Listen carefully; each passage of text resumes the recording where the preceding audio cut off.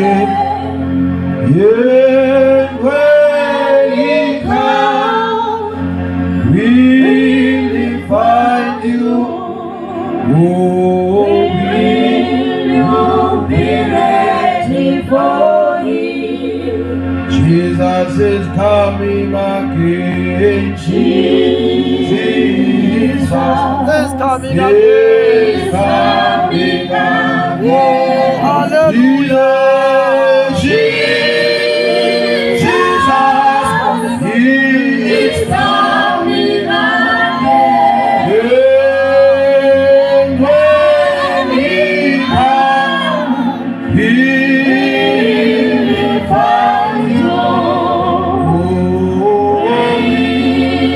Will be ready for him. Don't wait for tomorrow. Don't wait for tomorrow to change your mind. For Jesus, Jesus may come any day. When he comes, will he find you? Where will you be ready for him? Jeremiah 9, verse number 27. Jeremiah chapter 9 verse 27. Yes.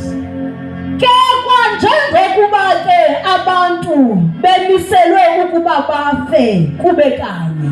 Yes. Ize ke emveni koko ibe ngumgwebo. Yes. Ngokunjalo uKristu. Thank you. Kwanjengokuba abantu bemiselwe into yokubana bafe kube kanye. Ize emveni kokuba befile ibe ngumgwebo. Into ukuthi umuntu nje kubephila phezu komhlaba uphila ne-appointment dates eziyi-2. I-appointment yokuqala aphila nayo umuntu i-appointment yokufa. I-appointment yesibini aphila nayo umuntu i-appointment yokugwetshwa. Yasibona ke ezi-appointment ezimbini ngelishwa isithi abantu abasibhukishayo. Sibhukishwa ngulowo wayesizisa emhlabeni. So akukho qasha phansi kwelitye for zona. Akho umuntu yophila ingunaphakade phezu kwelilimiweyo. Umuntu lo siyawuma phambi kwakasigwebe waba ne-date yakhe yokufa. Yakwenza njani? Oh Jesus, yokufa. So akukho umuntu silindeleke into yobana angaphila ingunaphakade phezu komhlaba.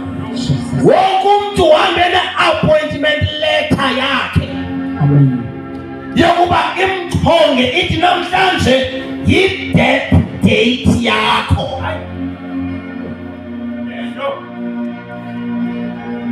Bonke abasela benenyweba yokuchonga ubizo lokuqala balindele kwelesibini. Uyabona abantu abafele ndaweni erongo bangalulindisa ubizo lesibini. Oh Jesus. Ngoba kwindawo abahleli kuyo bayaphononongwa bayapotozwa. Oh Jesus. Abakuhalela uyoma phambi koJesu kusemandla uDistrawberry le ndawo bakuyo. Sengaske bangamane bayipostpone idate yoma phambi kaJesu. But abantu abafele ndaweni erongo sengaske bangayisondeza kufuphi idate yokukhutshwa kwindawo abalinde kuyo yokufa.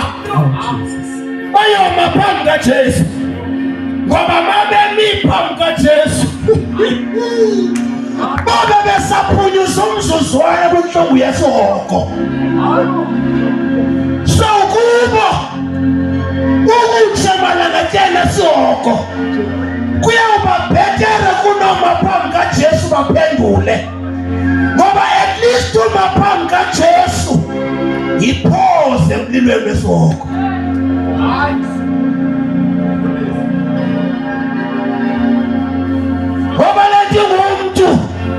ine-appointment dates eziyi-2. I-first appointment yi-appointment yokufa. Abe bahlala unkulu odlula shongani kubo. I-appointment yokuqala yi-appointment yokufa. Abantu endibethayo ndibethwa yithi umakhelwane wakho akayivele ndithi umakhelwane uzofa meza. Uzawufa futhi ngixelele. Unoncedisa siyishumayele sobabili. Baloyola abafe befele enkosini. Jesu.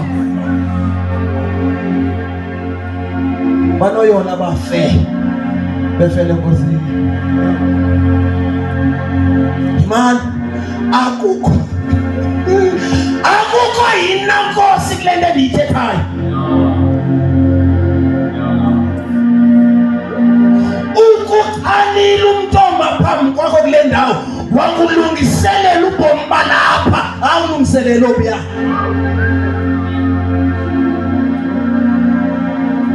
Ukuchane kakhulu umntomba kule ndawo wathetha ngobomi bakaloku nje, akathetha ngobuya ubomi.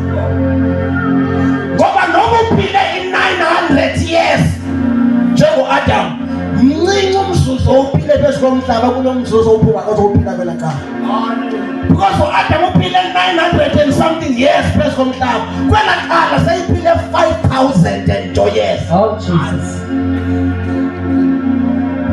So ukupreparisela lo mhlaba uphila ulungiselele enhlabathi, you are just wasting your time. Ngoba enhlabathi sikulo ayondawo yokuphila, indawo yokupreparisha. Uselishweni umuntu ophilileyo apha akadla ndlulayo elicala lixesha le-preparation, so that yonke into obuyiyo kwelicala uzoyoba yiyo kwela cala. Le nto ingumntu ayifi. Eli gama lokufa ligama elanikezwa abantu. Kaloku imoya yakho ufayo kutshintsha i-address, kutshintsha i-location. Usuka apho usuke kulo mzimba wapho uyophila kwenye indawo.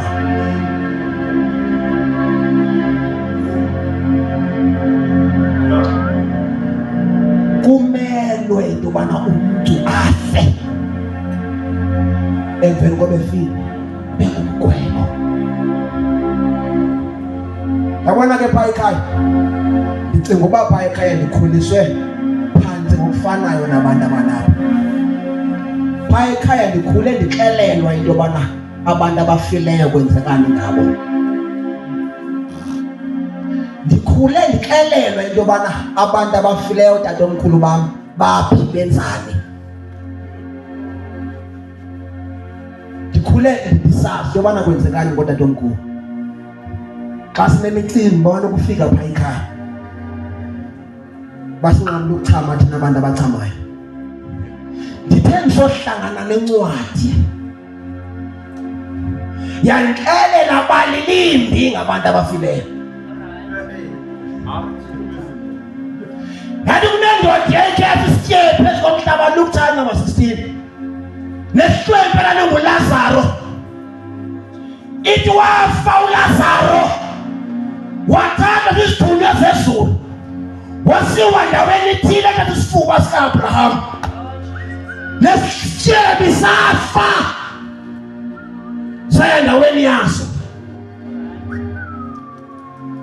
Nakulo isityebi savakala sikhala ngoba kule ndawo esasikuso sathi masikhangela ngesheya sabona ihlwempu Lazaro obekade thuthunjelwa sele thuthuzelwa. uLazaro bekade liswele selekade nelisiwe. yanguyo cela kuLazaro wathi, Lazaro wena buka ulishwembu phezu komhlaba kodwa ngaphesheya shintshile izinto sendidinga kuwe sendincike kuwe Jesu. ngicela unganiphatheli nejagi yamanzi unganiphatheli nemagi yamanzi unganiphatheli nekephe lamanzi ungiphatheli iqabaza lamanzi ngoba ndiyatshalela wena ndayibona into yobana animelanga ndibasolo mama notata omncinci because babendixelela le nto nabo bayixelelweyo babengandixeleli ngabafileyo kuwo bendikhohlakalele babesenza ukungazi kwathi ke kuba ndibe ne-choice ndikhetha le nto endandixelelwe ngumama ongazange afe okanye ndikhetha le ndayixelelwa ngujesu oseyisuka wena bafile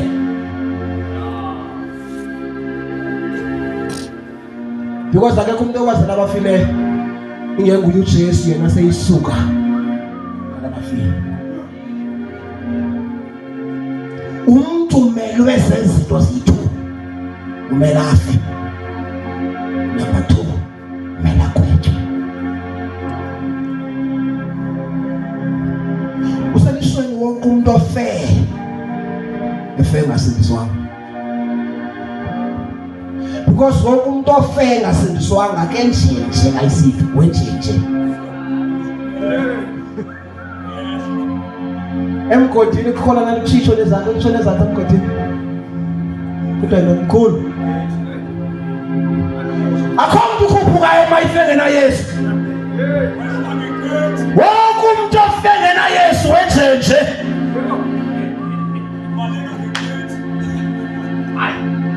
imani ayina nkosi lento ayina jema ayina Patrick Mugabe uba ufe ungena Yesu uba ngabe ufe ungena Yesu isystem seyenziwe ungena automatically kusystem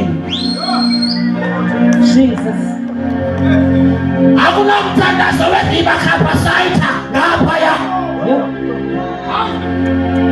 wafa engekho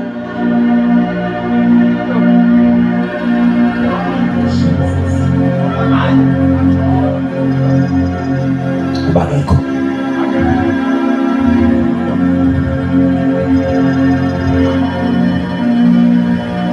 uthanda haleluya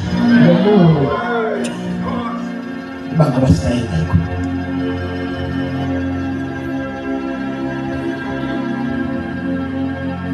narithi iBhayibheli uthi verse nje ngebhayibheli ngokwena ingqondo yakhe yayise-active wayisakhumbula uba phezu komhlaba une-brothers ne-sisters akashiye phezu komhlaba because umuntu ntakathi akafi utshintshe address so uma usesihogweni uzomkhumbula umfana segcwele emehla amakhulu wayesithi kuyafiwa sobe usamkhumbula ilishwa okanye umahluko phakathi kwakho ngoku naxa usesihogweni namhlanje likhona ithemba noma nigqiba ukushumayela ungaguquka esihogweni Jesu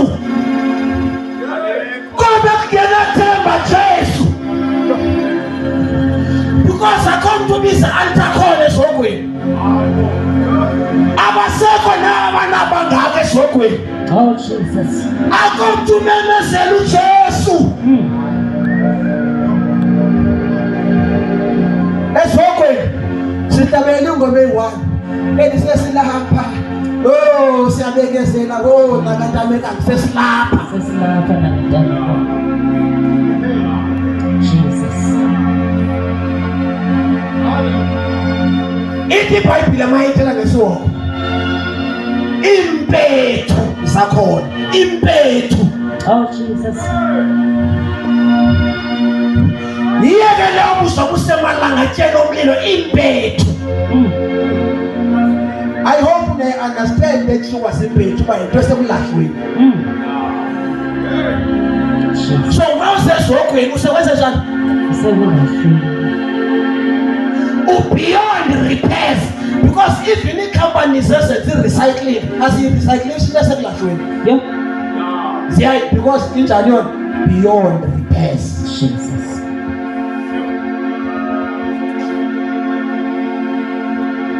So when you are there, you are beyond repairs. Umusa kaJesu awusena kwenzela nto. Inceba kaJesu ayisena kukunceda. Uphoselele sisa.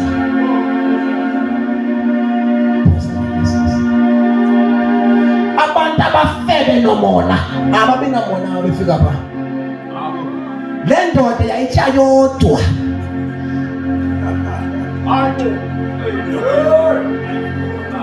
Yayitya yodwa le ndoda. Mayifika pha. Jesu, gogo ungayi. Yini ungayi? Esokweni.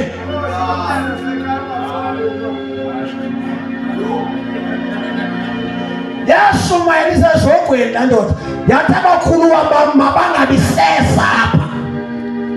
Because abantu abafile abanamthandazo wokuthi lungisa amangcwaba abe right. Abantu abafile umthandazo wabo ubungafi njengabo. Abantu abafebekho right. Abanandaba nakodola.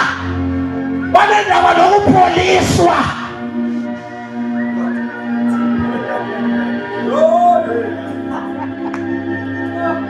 Because I don't know Papa. I am telling you, Uba Maya Koton, I got in now, saying about Pillar. About Philly, I bet about Kotu, what about Philly Maule?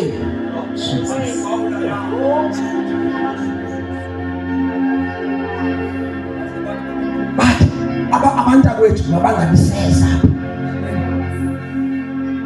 Sengaske ndingaba ndisoske ndithelodwa ngoba umuntu wasezogweni akukho ankarewa sisitha sakho awuhalele wasezogweni kasele usezogweni because awuyihaleleli mntwana mntu lanhlungu yasezogweni. Yingakho umhlabelelo waseWisilothi wasikwa imfesana zangabona abantu bebhubha phezu komhlaba nje cha wabona abantu ababesithe esogweni wabona inhlungu yesihoko wala ngiyinqwenelele mntwana mntu le andiyinqwenelele mntwana mntu le.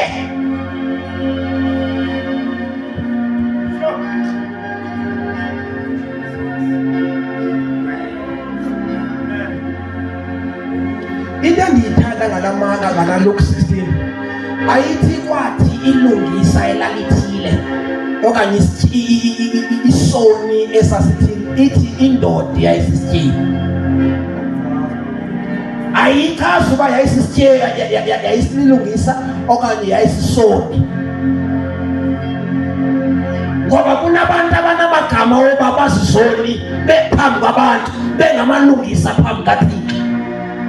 Kunabantu abagama abangamalungisa phambi kwabantu bezizoni phambi kaThixo. So ayifunanga kumnika gama lokulungisa nabona ithe indoda cha. So that singathi thina akwathi ilungise liphile ngoba wonke umuntu olapha endlini uthi uyintwana mayesibisi. So dingasibazele bethe nentshumayelo.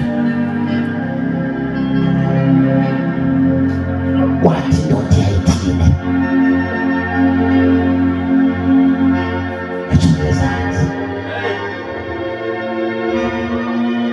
Sengasikuba ungaba umuntu okwazi ukubala le-maths endibalayo ungabala izifihle bese lapha eweekendini apha esiphunzana kuphela. Jesus. Thina abantu sihluphayo le nto yokufaka abantu you would count phezu komhlaba kuqikelelwa ekutheni kufa abantu more than 100,000 ngosuku. More than 100,000 daily. And the fact that Mnana was calm, it does not mean singamache. It simply means the data kathini. Ilishwa lelo bana asithina ngathina sobabini asiyazi.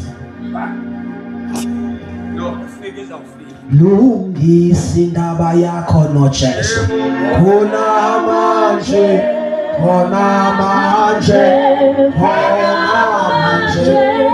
uzobuya manje khona manje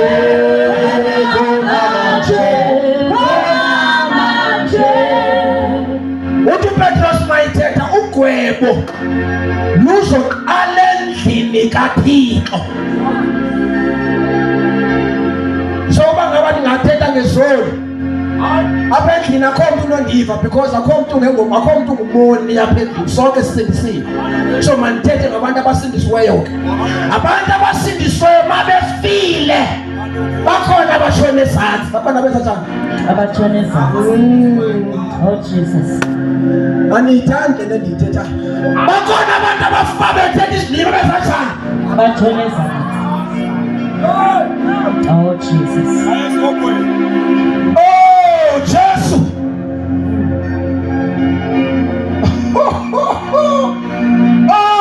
Oh, because lishwa lakhe wafa ngalamini, wafa ngalamini, wafa ngalamini, namini wafa.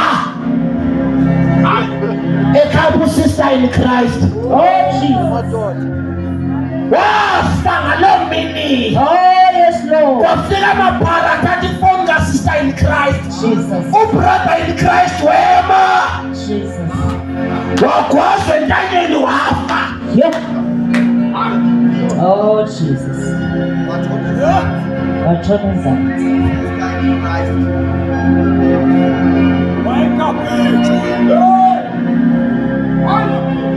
Nabafike bethetha izilwimi. Oh Jesus,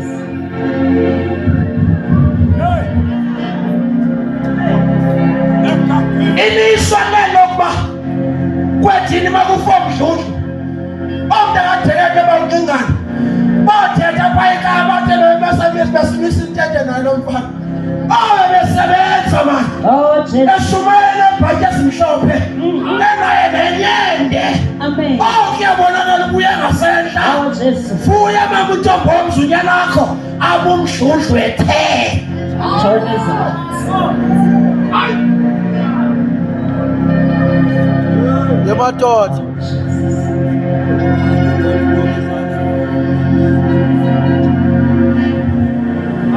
akabonga uJesu. Amen. Jonga bangcwele kusesojoba kude kuthi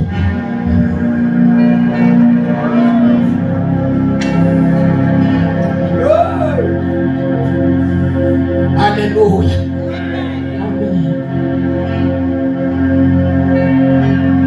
Leni imvelo umuntu oshumayelayo, umuntu oshumayelayo benza njani? Uba ngabe i-choice bendinayo ngeke ngifake izitulo ngiphele kulandayo ufake izitulo. Uba ngabe i-choice bendinayo bengingazange ndive ntshona ndivi ngeke ngiphele lapha ekufakeni izitulo.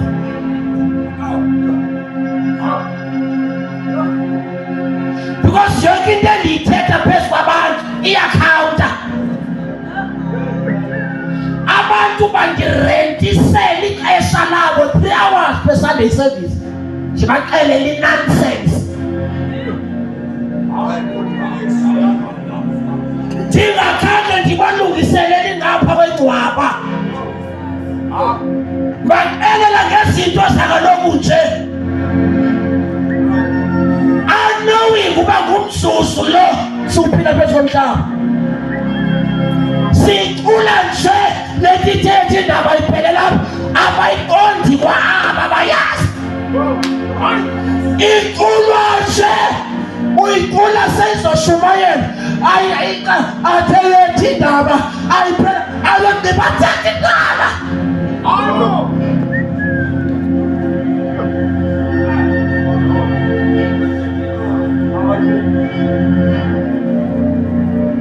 Bandinike ixesha labo abantu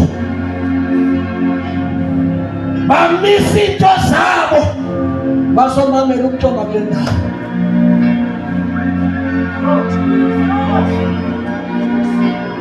Adlale ngabantu umuntu seyinike umzuzu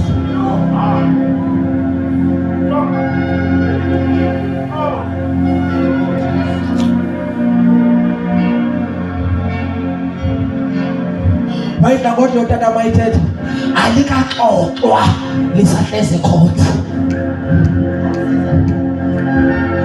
uthi Daniel ndabona kuvula incwadi Luka futhi incwadi kaPetro amaKorinto 5:10 ncwadi amaKorinto 5:10 ndabona kuvula incwadi sivavanye umuntu ngamnye uyakufumana lonke imfaneleyo nokuba yenhle nokuba yembi wakufika phambi kukaKristu ngokwendlela abeziphethe ngayo kulo mzimba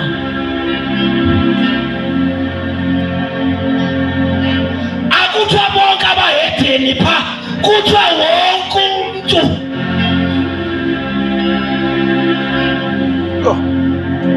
everybody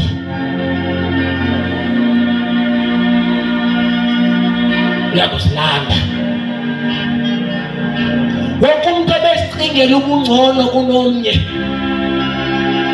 wonke umuntu obesicingela ububhetere kunomnye wonke umuntu obecinga ukuba angashumayela ngcono kunomnye wonke umuntu obecingela ukuba angahlabelela ngcono kunomnye wonke umuntu obecinga ukuba inkonzakhonza kuyingcono kuneyomnye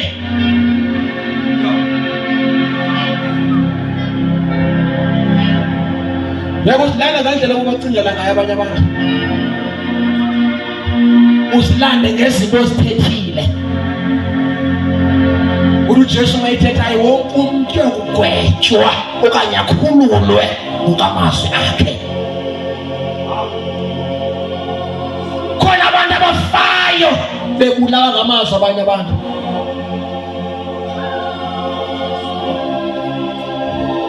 kukhona abantwana abahamba befile ngenxa yamazwi athethwa ngabazali phezu kwabo kukhona abazali abafile ngenxa yamazwi athethwa ngabantwana phezu kwabo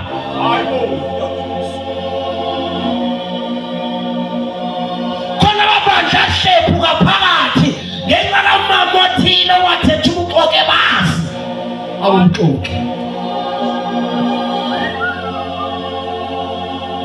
umuntu ozilanda ngesenzo asenzileyo ngesenzo asenzileyo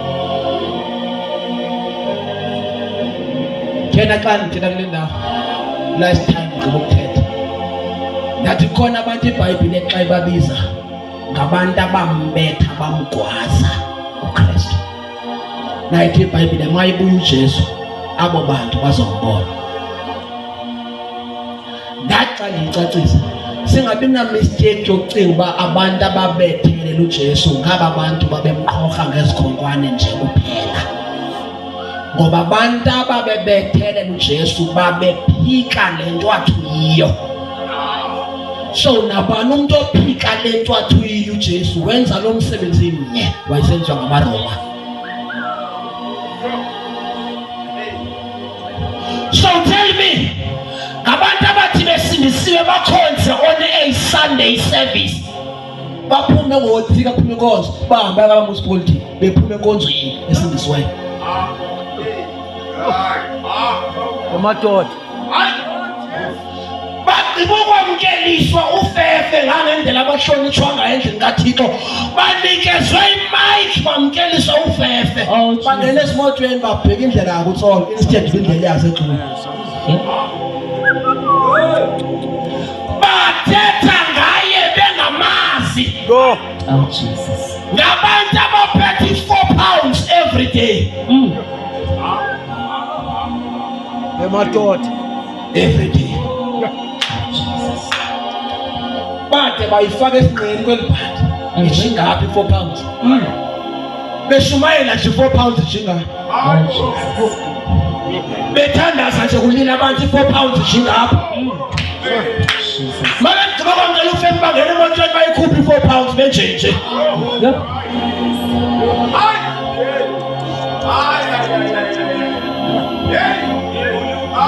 ba expect Oh, Jesus. Nonsense. Jesus. Mabefa. Jesus.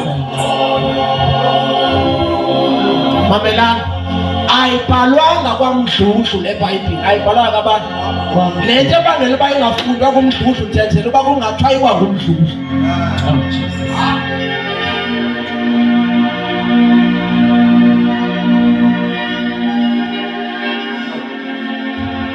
Umuntu umelwe zezi appointment zethu.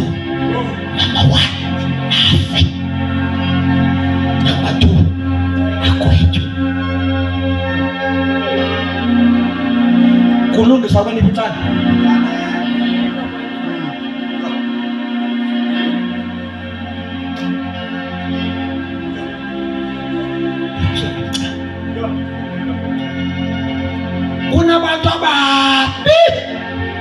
Kunabantu ababi abasuka ngembeko enkulu ecaweni kodwa emakhaya xa unoya emakhaya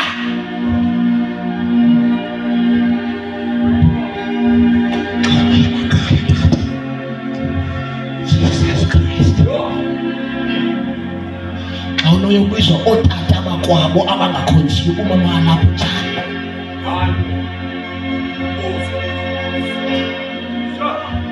Umuntu wasisizathu sokutata ngakhonzi ubani sangatsho kodwa imilo.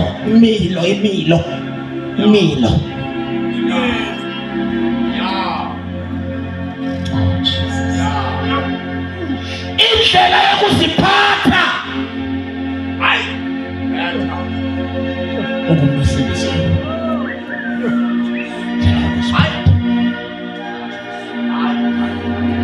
yayiculwa ngumhedeni le ngoma ithi phezulu enkosini kuhlali ngcwele zodwa ofunu. Yayiculwa lihedeni lalifaka phi ihedeni ingasiwa ngabazalwane.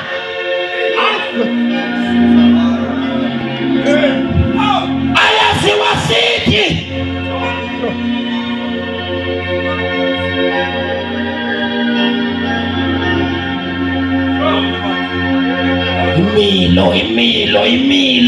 imilo.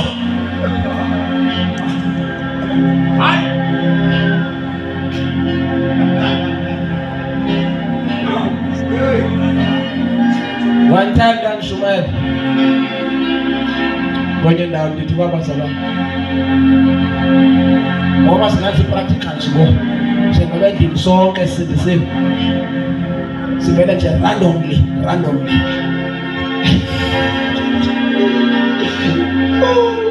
Sicela ifoni yomzalwane abembe ifoni nje yomzalwane. Sicela Ifoni yomzalwane. Yo. sicela ntoni singayi kwiindawo ezininzi sibe yenye WhatsApp xa siyephi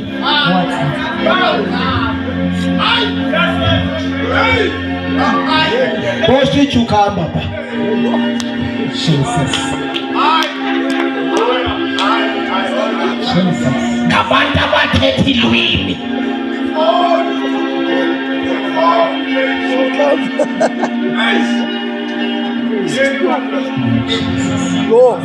Nathi xa ungumntu osindisiweyo laa vesi athetha ngayo uJoseph lokuthi ezi zinto zezokwenzani ezi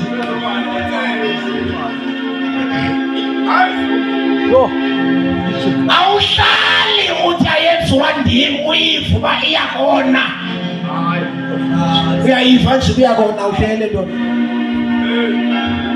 nceku the whole day uscroll ubona abantu abase the whole day ucinga iphawule kuyamthandazo ndizoba nayo uyaxoxa uqathela nto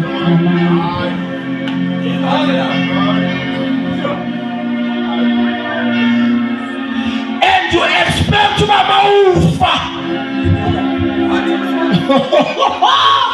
oh Jesu ayikona khuphuka Jonathan. Go!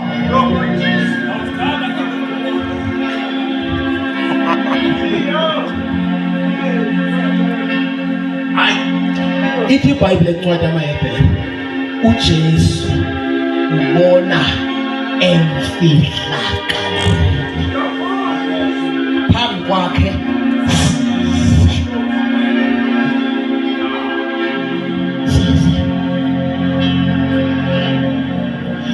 yebo le ndaba ngithetha ngayo namhlanje ayifuni indaba ka Mr Exact Mr wa ifuna umuntu osinsiye enhlizweni yakhe.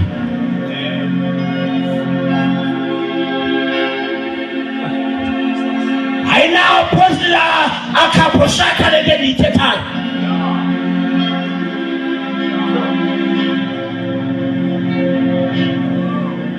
Inomuntu othi ndidinga ukuncedwa sisandla senceba. Thina ncedakala kule ndawo. Into engandenza uba ndingakhuphuki. Jonga iziphi yahlala kule ndawo kodwa utshone ezantsi iziphi ihleliphi. Oh Jesus. Aniyifuni le ndiyithethayo. Aniyifuni le ndiyithethayo. Ndithi iziphi yahlala apha utshone phi wena. Ezantsi. Uyahlala ungumama ungusisi xa ufa utshone phi. Ezantsi.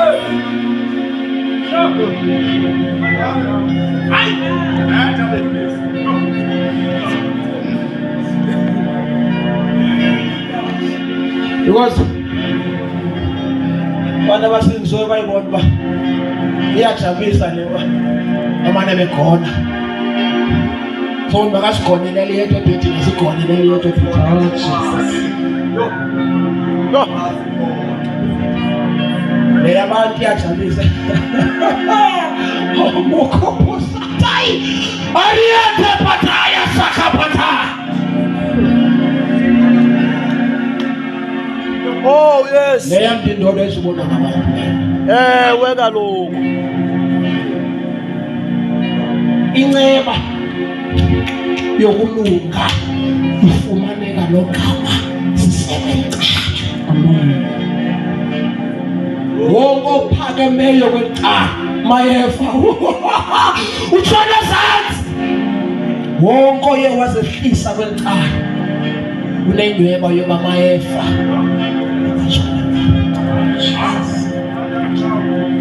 Cela universo de God's para mfundisi ngegama lenkosi uJesu waseNazaretha. Haleluya, haleluya,